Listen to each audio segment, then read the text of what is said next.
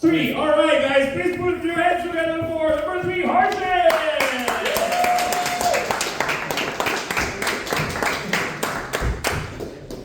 This really is the most inclusive show. Oh boy. Holy shit, what the fuck was that? I'm like, what is Chewbacca fuck Doctor Strange doing on stage?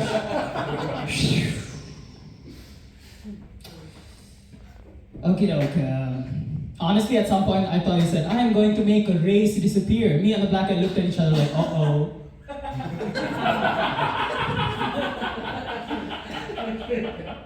Alright. That's pretty good. Good evening, whites. It's nice to be here. So, Pride Month is over. Is it? You know what that means? Back to being homophobic. Nah, I was playing. I always thought like the concept of giving a whole month for gay people, it was very interesting, you know, and I was like, how far are white people willing to take this?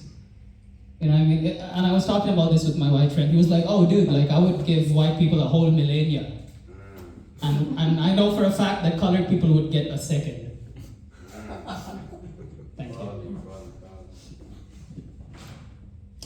If you ask me what I identify as, I'd be like, legal. Why? Here's my LGBTQR code. I fuck with you, dude.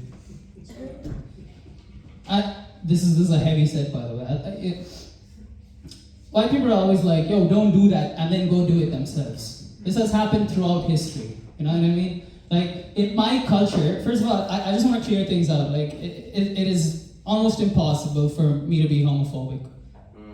Yeah, I'll tell you exactly why. It's because, see, I'm from India, if you couldn't tell, and we have a rich culture of, you know what I'm talking about? Like, we had temples where it just depicted they would carve out just like dudes having sex with each other and all types of things. And this was, you know, the concept of LGBTQ wasn't even a thing. We had gender fluidity woven into our fabric of spirituality. You know what I mean? We had gods like Vishnu, who was just gender fluid. You don't even have to go to India to check all this out. You can just go to the Sex Museum in Barcelona and you'll see just they stole that shit, by the way. Like, two dudes just fucking each other, you know what I mean? And then the Brits came in, and in 1970 something they banned it, and then 7 years later they legalized it back in wherever they're from, where the sun doesn't even set or something. That was a whole, I had to it's like putting a condom on for this next joke. That's what I did for that past minute, if you're wondering what I was doing. So the joke is this, okay? So, you know how computer code works? Not you, bro. So, every little computer thing, everything that you use, your electronics, everything, it's all coded in ones and zeros, right? This is, in computer language, you call this binary code. You know what I mean? I know this looks like a YouTube tutorial, but listen. Everything is ones and zeros, so it either is or isn't. You know what I mean? So if the ones and zeros are males and females, my point is,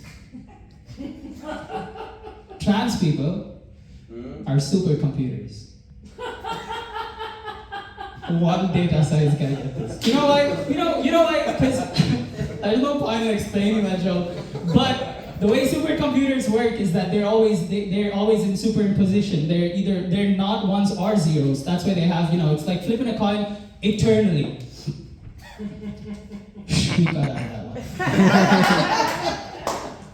Okay, I love how white people claim mental illness before us colored people did. You know what I mean? Like, what's worse, depression or years of colonial slavery that resulted in the way we cannot even say no.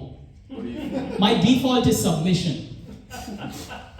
You know what I'm trying to say? Like, you ever ask it, like, we cannot say no. Like, you ever ask an Indian guy, hey, could you do this for me? They're like,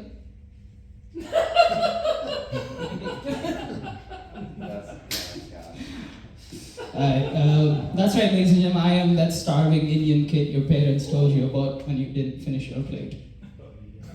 Thanks for all the thoughts and prayers, by the way.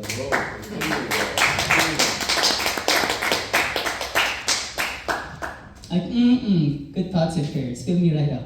Alright. You guys have been great. Thank you so much. That's it for my set.